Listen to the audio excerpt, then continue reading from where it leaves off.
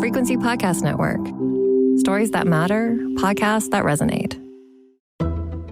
I don't know if you heard, but she's coming to Canada.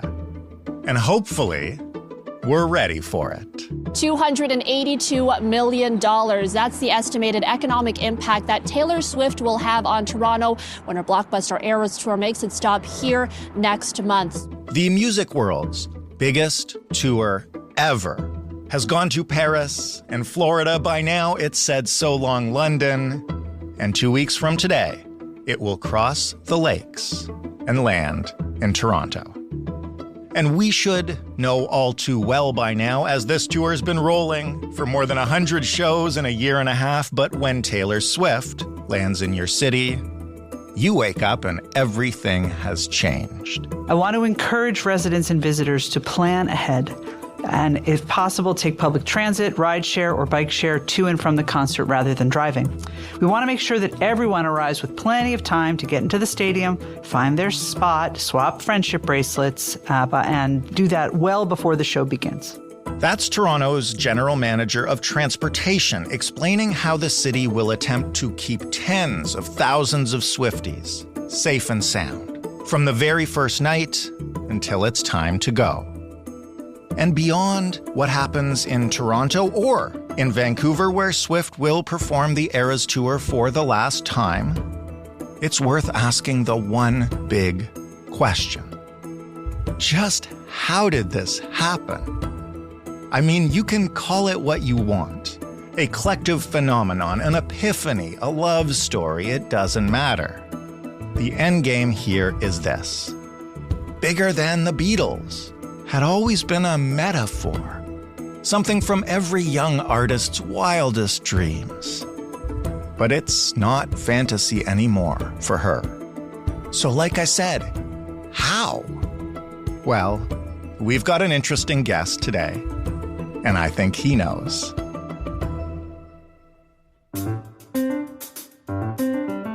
I'm Jordan Heath Rawlings. This is The Big Story. Rob Sheffield is an American music journalist and the author of Heartbreak is the National Anthem, How Taylor Swift Reinvented Pop Music. Good time for a book on Taylor. Rob, welcome to the show. Thank you so much. Why don't we start with this? Because I'm speaking to you from Toronto, where we're just a couple weeks away from the Eras Tour, coming here for 6 nights. After that, I believe she's going to Vancouver for a number of nights. When the Eras Tour rolls into a city like Toronto, what do we know about what that means economically for wherever she's landing on a given night? It means that that city, whatever it might be, the other 364 days of the year, it means that that city is the epicenter of the Taylor universe. And it transforms economies. It turns the entire town into a town that is crawling with people who've traveled to the show from all over the world. And it's an exciting thing to happen to any city. Do we have any figures that can tell us sort of, it's worth X millions of dollars for the city? I know the city likes to obviously tout that it's going to be an economic windfall for them, but I guess I'm just trying to quantify that. Different cities give different figures, but for New Orleans and Miami, the last couple of weekends, it was north of 100 million. Wow. And that is just for, I guess, a few shows? I know 6 is a lot, right? 6 is a lot, yes. Those were just 3 apiece, and they brought that kind of juice into the economy just because this is unlike anything else in pop culture right now or ever. There's never been a tour quite like this one with the sustained mania of it. And what kind of security measures are we talking about here? I know that there was at the very least a serious threat in one city and maybe others. How tight is this tour locked down? Yeah, well, there were these shows in Vienna last summer that were canceled because of a threat. That's the only one that's been canceled because there was a terrorist threat. The security is generally really mellow. Obviously, Swifties are not people who are out there trashing windshields or, looting grocery stores. They tend to be music fans, and it's not really a rowdy or druggy or violent scene, to say the least. Right. In terms of security, the main issue seems to be people crowding outside the stadium hearing shows in the parking lot. And some cities have had to actually restrict the cars going into the parking lot to people who actually do have tickets, because a lot of people just show up just to listen outside the venue and sing along. Like on those old Neil Diamond live albums where there'd be people up in the trees outside the arena and he'd say, "Bless you, tree people, I'm singing to you too." And that's very much the phenomenon at a Taylor Swift show. My sister went to a few of the shows in Boston, just dropping them off and just staying in the parking lot and, dancing and listening with the other moms. You mentioned that there's never really been anything before quite like this tour. Can you give us a sense of why that is and how it compares to previous or contemporary world tours, even by huge bands? And, here we're probably talking about like the Beatles and the Stones and Springsteen or U2. I'm not sure, but I mean, you're kind of the music historian. Where does this stack up and what's different about it? All those bands have done really in-demand, high-profile, legendary tours.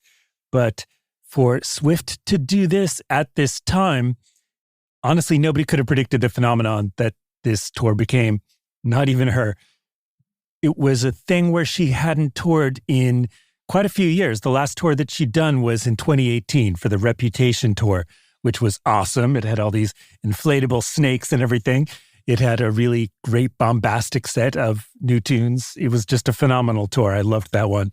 And after that, she was planning to just do a couple of shows in 2019, her Lover Fest, but those shows didn't happen because of the pandemic. They were scheduled for the summer of 2020, and they simply did not happen because of the pandemic. And so she hadn't toured when she began the Eras tour. This was 5 years after her previous tour. She'd released 4 albums in that time, and nobody knew how she was going to cram all these new songs into one set. So she just decided to do the Eras tour, where she's doing parts of all the different albums and eras of her career and just making it a super long show. So it's unprecedented. There's never been something quite like this. What about the scale of it in terms of how long it's lasted, how many fans, and, just for myself, seeing an artist able to do like 6 nights in a row in the biggest stadium in the country is pretty impressive. But how does that compare to what other artists can do or have done? Well, it's very similar to a Springsteen tour, very similar to a Springsteen show, to tell the truth, in terms of that connection she makes with the crowd and also with the sort of fanaticism with which people attend the shows, but also with the marathon nature of the show. I mean, Taylor and Springsteen are the only people I've seen lately doing 4-hour shows. It's, and The Cure, I guess. But that level of fanaticism, at the first time I saw Taylor Swift, it really did remind me of seeing Springsteen, except if Springsteen was a teenage girl. And it very much had that sort of energy. So for all these artists that you mentioned, the Beatles, of course, had lots of whirlwind tours. They didn't, park 6 nights in one city. They were going all over the globe. It really frazzled them out. The Beatles quit touring 4 years into their career as a band. It just wasn't doing it for them anymore. It was taking energy away from the recording studio where they wanted to be. And yet Taylor has this appetite for touring that's not like these other artists that you've mentioned. I mean, U2 have done legendary tours. The Stones have done legendary tours. And yet this is just on a more colossal scale. I also got to ask you, again, as somebody who's watched Springsteen do it for 4 hours or other artists, what about the actual athleticism on display? I haven't been to one of these shows. I've seen the Eras Tour film that came out. Like, she's not standing there with the guitar. You know what I'm saying? Yes. It is really incredible to see just how much energy she puts into the show. Just the sheer, for me, just standing in the audience after 4 hours of the Eras Tour, most of us in the audience are ready to be carried out on a stretcher, quite frankly. There's this moment that I love during the show where she does All Too Well, 10-minute version. It's this epic. It's her most beloved song. It's the one that everybody is experiencing this mass catharsis to. And by the time it's over, everybody is worn out, ready to collapse on the floor. And it's only halfway through the show. She's still got another hour and a half to go at that point.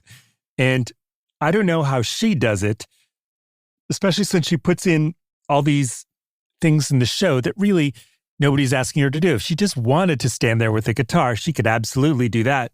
But she does the dancing. There's this part where she does this dive into a pool at the end of the stage. And that's something that really only half the stadium can get a clear view of it. That's also something that is such a tiny moment in the show. It's only a few seconds, and yet such an incredible feat of Olympic level athletic stamina. And it's already a couple hours into the show. And I watch that every time I've seen the Eras Tour. I watch that moment and I think, Taylor, why are you working so much harder than you have to? It's unreal. It's very much like Springsteen. Again, a Springsteen show is another show where if I see 4 hours of it and, I'm ready to go home in a wheelchair. I want to ask you now about sort of the broader thesis of your new book. And this is coming from a standpoint of, a non-Swiftie or a casual Swiftie at best. And for everybody else who's kind of not been involved with it, but has looked at this phenomenon, how did it happen? Like, how did she go from, a genuine big country pop artist, like certainly somebody who was a force in music, to whatever this has become? Like, was there a tipping point where that exploded? Like, what happened here? I guess I'm asking you. It's crazy. It just built. It's funny that her debut album, which came out in 2006, just called Taylor Swift, straight up country album, but it was so shocking at the time that people heard it and she wrote all the songs. That's just not something that happened in country music at the time. It was just country singers just did not and were not expected to write their own songs. It was seen as kind of selfish. And she was doing this and she was 16. And for a lot of people, this made them dismiss her as a novelty artist, as just a fluke. And yet she's just kept building on that and building her audience as she goes. There wasn't a moment where she exploded into being Taylor Swift, but Fearless was certainly a coronation when she made her second album, won the Grammy for Album of the Year. Certainly for a lot of people, they thought that was as far as she can go, and yet she was just getting started. And one of the weird things about Taylor Swift is that you keep wondering, have we reached the peak this time? She couldn't get any more famous than this, could she? Mm-hmm. And of course, she gets more famous. Certainly 4 years ago, you would think Taylor Swift would have reached pretty much peak Taylor Swift saturation in our culture. But that looks like nothing compared to right now.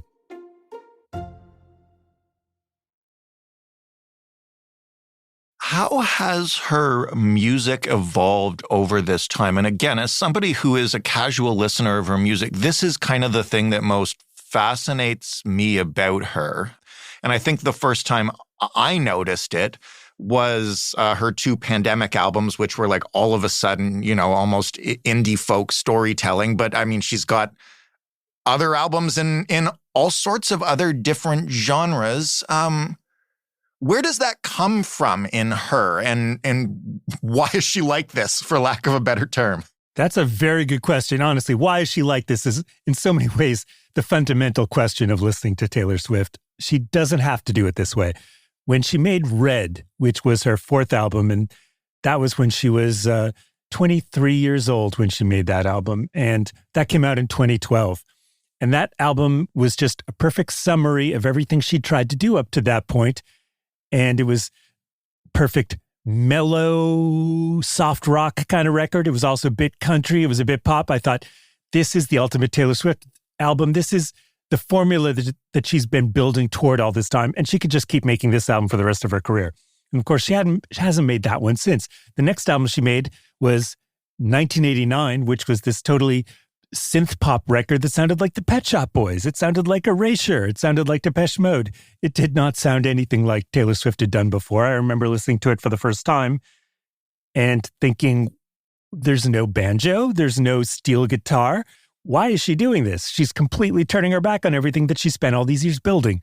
But she's that kind of artist. She's like a Bowie or a Prince or a Neil Young, who is just always going to reject the obvious successes and go somewhere new next time. So she went from being straight up country star to making this mature adult country rock pop hybrid. Then she went into synth pop. Then she went into Reputation, which is really kind of an industrial album. I know that's one that's near and dear to your heart. But that's her most... That's my daughter's favorite album. She's dressed up today as Halloween as Reputation era Taylor Swift. And as you might imagine, this is how a 40-something-year-old man becomes a Swiftie. That's usually the gateway. And, after that, as you said, she did the acoustic indie folk albums. She goes with these different musical passions that consume her, and it makes it impossible to guess her next move. I've been writing about her in Rolling Stone magazine since she began. So I've been covering Taylor Swift for 18 years at this point. You'd think by now I would have learned better than to try to predict where she might go next. And yet I'm always guessing and I'm always wrong. I've always been wrong. She always outfoxes the foxes in that sense. She is always a step ahead of where anybody expects her to be. When you mention how her albums kind of surprise people, and I think there's a moment for lots of people who come to her where you're like, oh, she's not just this or she's not just that.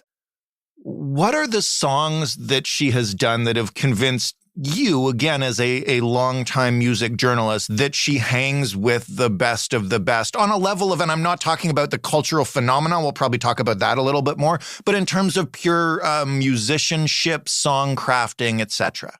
Yeah, that's the Taylor I'm most interested in. The business aspect is, kind of interesting, and the cultural phenomenon is definitely interesting, but it's the musical Taylor Swift, strictly as a songwriter and singer, where she's made her mark on history. And you could tell from her early records that she was somebody who had studied all the greats. You could tell that she was somebody who had listened to how Springsteen wrote a song, to how Carole King wrote a song, to how all the great country songwriters did it, all the great soul songwriters. You could tell that this was somebody who had studied the greats and knew how to put a song together. And to me, that was clear in her first hit, the first one I ever heard, Our Song, which is the one that goes, our song is a slamming screen door. Such a brilliant hook for a chorus. And I love the structure of it. This is a teenage girl singing, yes, I've listened to every record ever made. I've listened to the radio. I've heard all the albums. But none of those songs really do justice to how I feel. And so I'm just going to have to write a song for myself. And I just love how it ends that way. The last line of the song. So I sat down with, pen and paper and guitar and I wrote Our Song.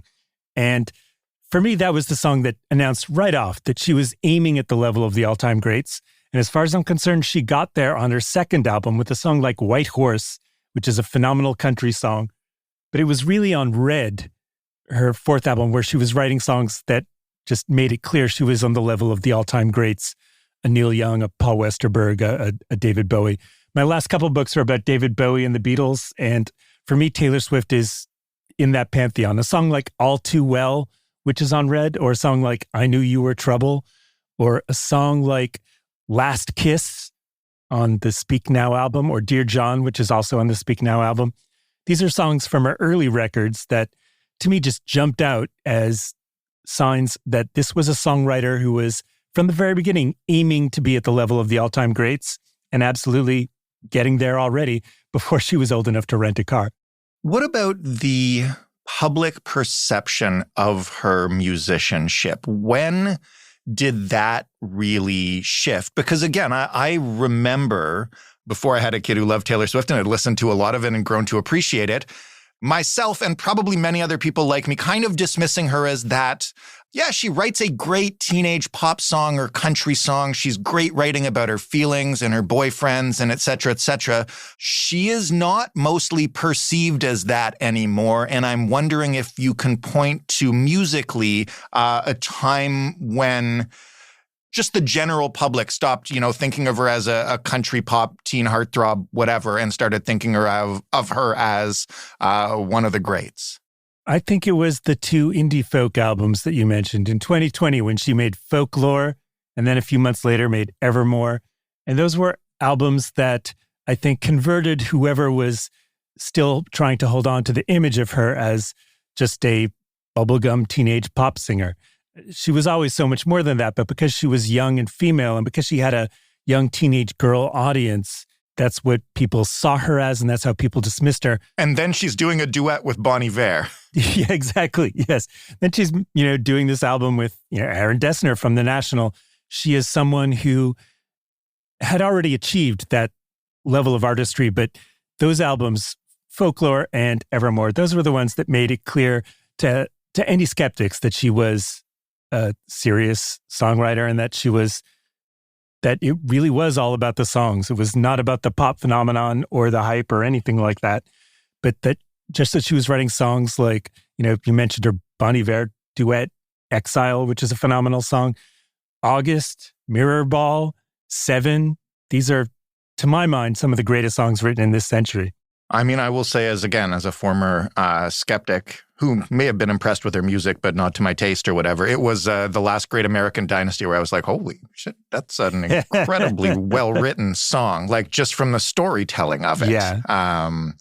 And it all started to kind of click for me. But I want to ask you lastly about the phenomenon of connection with her fans, because this is another thing that at least I don't think I've seen very often before, just like the level of incredible devotion to everything about her, right? From the friendship bracelets to the trying to find all these hidden coded messages and songs to the online army literally ready to decimate anyone. That's why I'm speaking very nicely right now. Where does that fierce connection come from? How has she built that?